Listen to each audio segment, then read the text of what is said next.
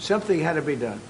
And it's been 47 years. They've been killing people all over the world for a long time. They were the kings and fathers of the roadside bomb. Soleimani, we killed him last term.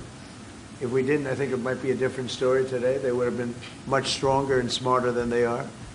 But they did the roadside bombs. 95% of the people lost their legs, arms, had their face wiped out, just wiped out. I've seen some young people that it's so sad to watch. And that was almost all, 95% comes from Iran and with Soleimani. Soleimani loved it, his favorite weapon. He loved the roadside bomb.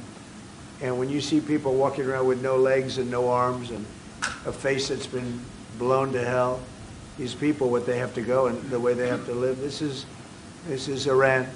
When you look at the barracks, the famous barracks, when you look at the hostages, when you look at a lot of hostages, when you look at all of the problems, they were really a purveyor of terror all over the world for many, many years.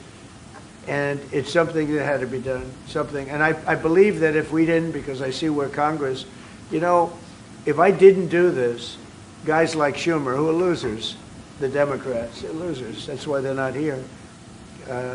Guys like Schumer would say, well, you should have done this. In other words, if I did it, it's no good. If I didn't do it, they would have said the opposite, that you should have done this. But most people feel, I'll tell you what, I have never had more compliments on something I did.